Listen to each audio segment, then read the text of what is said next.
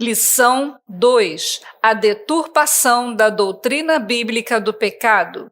A paz do Senhor, meus irmãos, estamos juntos novamente, estudando neste terceiro trimestre de 2023, o tema A Igreja de Cristo e o Império do Mal. Como viver neste mundo dominado pelo espírito da Babilônia. Quero outra vez lembrar aos professores e superintendentes e também aos alunos a importância de usar o livro auxiliar. Procure na loja CPAD mais próxima das livrarias ou pelo site e adquira o seu exemplar. Vamos à lição de hoje, lição de número 2, com o título A Deturpação da Doutrina Bíblica do Pecado. Ponto número 1, a natureza pecaminosa. Subponto, definição do pecado. Nós temos comumente utilizado nas Escrituras o substantivo hebraico hatá, que significa errar o alvo, conforme o texto de Gênesis 4:7, e do grego hamartia, que possui conotação de erro moral, conforme 2 de Pedro, capítulo 2, versículos 13 e 14. Todos nós conhecemos esse conceito bíblico de pecado. Abrange não apenas errar o alvo, mas deliberadamente acertar o alvo errado. Trata-se, portanto, o pecado de uma desobediência intencional contra Deus e contra a sua palavra, conforme a referência de 1 Samuel, capítulo 15, versículos 22 e 23. Este primeiro subponto é para conceituar o pecado. Subponto 2, pecado original e depravação total. Sabemos pelas Escrituras que a partir da queda, todos os seres humanos nascem em pecado. Salmos 51, verso 5, dentre outros textos que nós temos nas Escrituras. Portanto, o pecado não é passado adiante meramente pela força do mau exemplo, mas é um mal inerente à natureza humana, conforme Romanos 7, 14 a 24. Assim, a inclinação para fazer o que é errado é resultante do pecado original. Gênesis 6 e 5, Romanos 5, 19, dentre outros textos. Por causa da queda, a Escritura nos ensina que todas as áreas do nosso ser foram afetadas. Este é o conceito que nós temos de pecado. Não há como sair fora desta conceituação, ela é essencialmente bíblica. Pecado é errar o alvo, pecado é desobediência ao Senhor nosso Deus. Bem, no ponto número 2, nós tratamos sobre as teologias modernas, que tentam desconstruir esse conceito de pecado, do pecado original e da depravação total. Nós sabemos pelas Escrituras que podemos ser libertos do pecado por intermédio de Cristo. Nós temos então aqui um conceito no subponto 1 da teologia do pecado social. É importante, quero refrisar outra vez, o livro auxiliar, porque traz detalhes sobre esses pontos. Como, por exemplo, a teologia do pecado social, temos aqui informação que, com o advento do renascentismo e do iluminismo nos séculos 16 e 17, nós passamos a viver um antropocentrismo teológico, que desenvolveu algumas teorias contrárias à revelação bíblica. E nessa premissa, então, da centralidade no homem, a Igreja Católica passou a discutir a doutrina social da Igreja. E a partir dessa ideia, a hermenêutica moveu-se da revelação bíblica para o antropocentrismo teológico, ou seja, o homem no centro.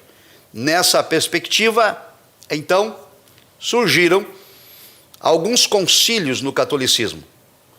Concílio de Medellín, em 1968, na Colômbia, e de Puebla, em 1979, no México. Esses concílios apresentaram o seguinte conceito: o pecado é algo que se constrói por meio de estruturas opressoras, tais como a pobreza, a injustiça e a desigualdade. Começa então aqui a florescer um conceito de pecado social, um pecado diferente daquele do texto bíblico, que nós já vimos a conceituação: errar o alvo, desobedecer a Deus, ir contra Deus, contra a sua palavra, contra os seus mandamentos.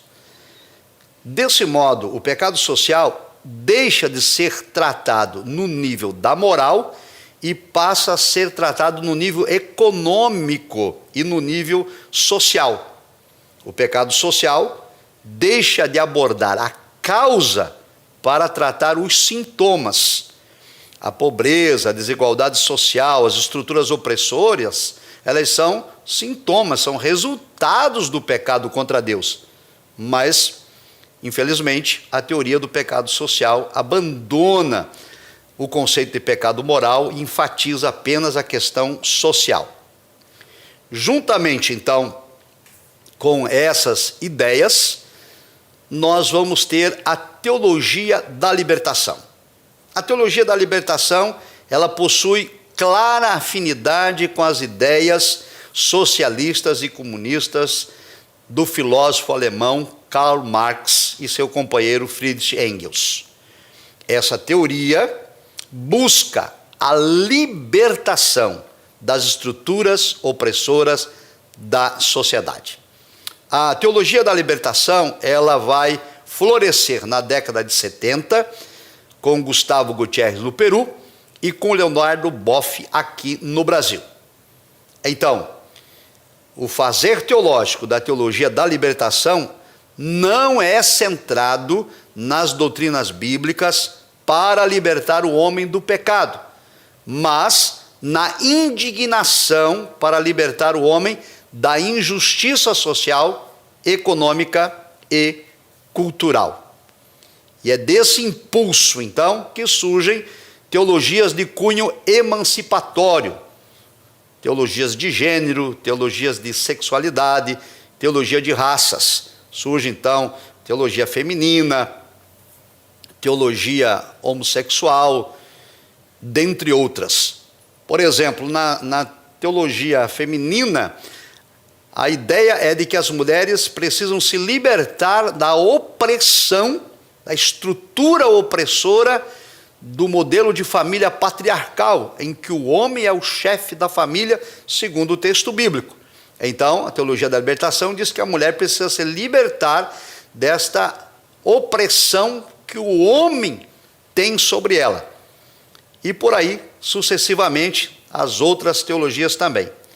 Uma das vertentes desta teologia é a chamada TMI, Teologia da Missão Integral, que é, na verdade, uma vertente protestante da teologia da libertação. Seus mentores e divulgadores negam que a TMI seja uma consequência da teologia da libertação. Porém, quem estudar a fundo vai perceber que elas têm a mesma base e a mesma origem. Assim, a fé cristã é reduzida à militância política, socialista e marxista. Desse modo, na teologia da libertação, as pautas sociais e progressistas são colocadas acima dos valores do reino de Deus. Transforma-se o evangelho em inconformismo e assistencialismo. As pautas progressistas, como apologia ao aborto, ideologia de gênero, legalização de drogas, legalização da prostituição, essas pautas progressistas, elas são colocadas acima dos valores morais, porque a teologia do pecado social diz que o problema do pecado é apenas injustiça social, é a pobreza, é a miséria, de modo que alguns cristãos ou pseudos cristãos já foram atingidos por essa teologia. De modo que, até na hora de exercer a cidadania, alguns cristãos colocaram as pautas progressistas acima das pautas morais, pensando apenas em resolver problemas sociais. Bem, nós temos ainda o liberalismo teológico.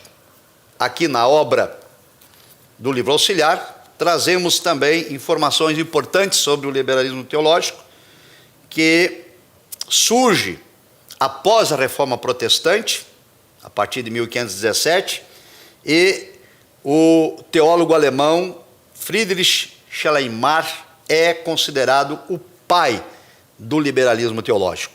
Ele foi influenciado pelos racionalistas, por Immanuel Kant, e esse teólogo colocava em dúvida a historicidade da Bíblia Sagrada. Assim, a razão é colocada acima da revelação divina. A inspiração, a inerrância e a infalibilidade do texto bíblico são questionados no liberalismo teológico. Até os milagres e o sobrenatural são considerados no liberalismo teológico como mitologia. Desse modo, as doutrinas da fé passam a ser reinterpretadas e ressignificadas. O pecado é relativizado, prega-se o ecumenismo religioso e toda a experiência espiritual passa a ser considerada válida, mesmo que ela não tenha aprovação bíblica, mesmo que ela não receba o crivo das Escrituras Sagradas. No liberalismo teológico, troca-se a mensagem da salvação, de arrependimento, confissão de pecados e mudança de caráter, por uma visão progressista, que enfatiza a transformação social pelo paradigma marxista. E isto tem influenciado não apenas a religião, mas também a cultura, a política e o poder econômico. Veja que na lição de número 1, nós abordamos que o espírito da Babilônia é uma ação deliberada, um sistema mundial contrário aos valores cristãos, e o liberalismo teológico está a serviço do espírito da Babilônia. Essa teoria do pecado social está a serviço do espírito da Babilônia, desconstruindo o conceito bíblico de pecado e trazendo, então, para a sociedade e para aqueles que se intitulam religiosos, a ideia de que se deve combater, primeiro, injustiças sociais e não se importar com as questões de ordem moral. Assim, o ideário dessa teologia liberal é de oposição ao conservadorismo teológico que se fundamenta na revelação bíblica. E é por causa disso que os que defendem a ortodoxia bíblica e se posicionam contrário às pautas progressistas são alvo de patrulhamento ideológico e são acusados de maneira pejorativa como fundamentalistas, retrógrados, de discurso de ódio e todas as demais ofensas que nós estudamos na lição de número 1. Como a igreja deve, então, se posicionar em relação a isto? Bem, o ponto número 3 vai tratar sobre a normalização do pecado em nossa sociedade. Vivemos, no subponto 1, uma crise ética e moral em nosso país e no mundo todo. O conceito deturpado e relativizado do pecado resulta em desvio e falha de caráter. A sociedade deixa de ser eticamente sólida e se torna moralmente desajustado, porque o pecado não é mais tratado no campo da moral. O pecado é tratado apenas no campo social, a partir, claro, dessas teologias modernas que estão sobre o guarda-chuva do espírito da Babilônia. Dessa crise, então, de integridade, surgem ações incompatíveis com a fé bíblica. Comportamentos, postura, posições de muitos pseudos cristãos contrário à revelação da Escritura. Há uma incoerência entre discurso e ações. Na política, por exemplo, governos corruptos e desprovidos de moral que apoiam as pautas progressistas recebem apoio de parcela da população que se diz cristã, simplesmente porque tal governo promete solucionar pautas sociais. Há uma incoerência por conta do espírito da Babilônia agindo no sistema político, desconstruindo um conceito bíblico de pecado moral, atuando apenas em pautas sociais. Aqui é importante destacar que a Igreja do Senhor Jesus não é contrária ao social.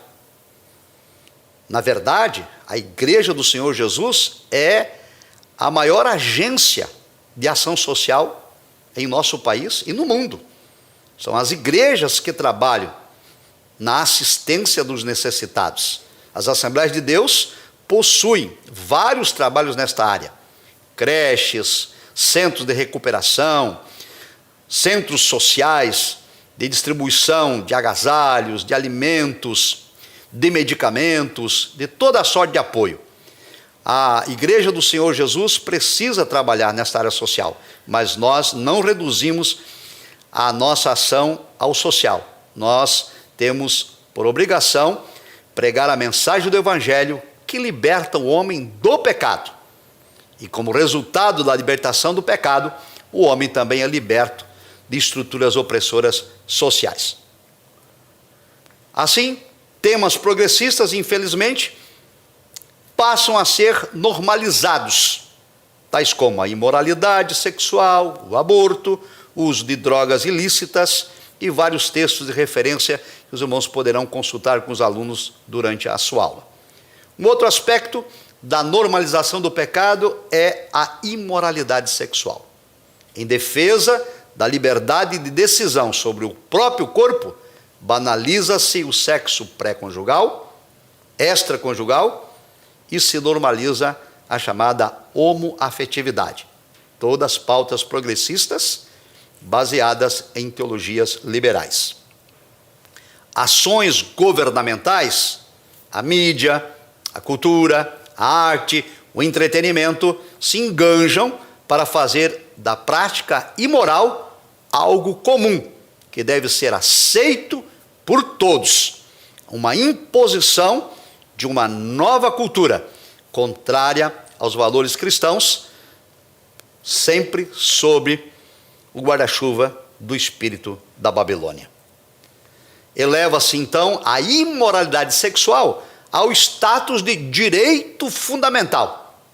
E ninguém pode ousar criticar ou se colocar contrário a esta posição tomada por alguns.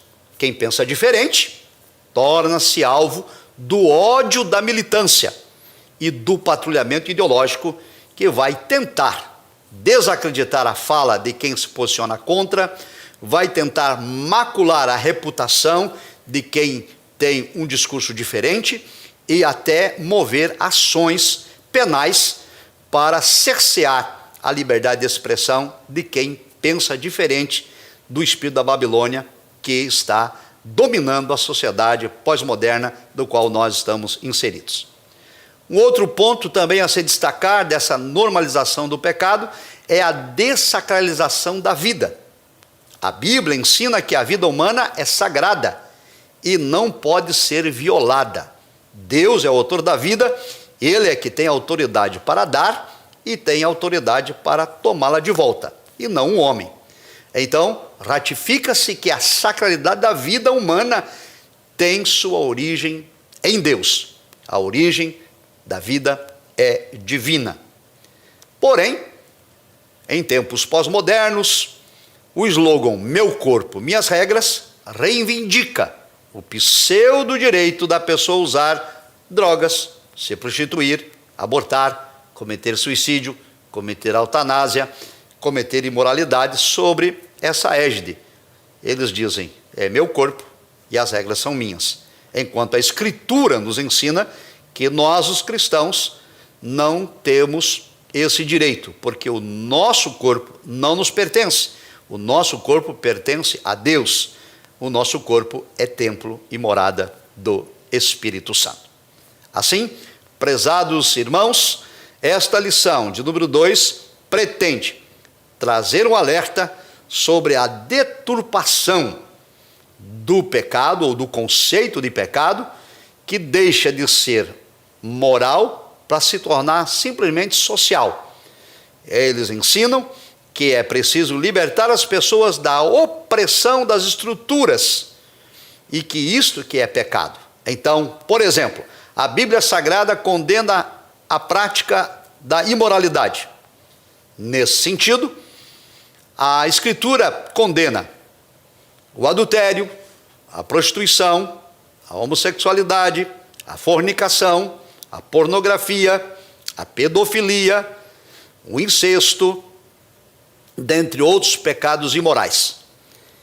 Porém, nesse conceito de pecado social, essa estrutura bíblica é opressora e é preciso libertar-se desses tabus. Então lhes apregou liberdade sexual. Cada um faça do seu corpo o que quiser. Tanto que hoje não se fala mais em sexualidade no singular, mas em sexualidades no plural. E quem se posicionar contra será alvo do patrulhamento ideológico. Além disso, muitos estão focados apenas no social, em desconstruir o pecado moral e trabalhar no ativismo social de combate à pobreza, de combate à miséria, com um discurso muito belo, porém nem sempre prático.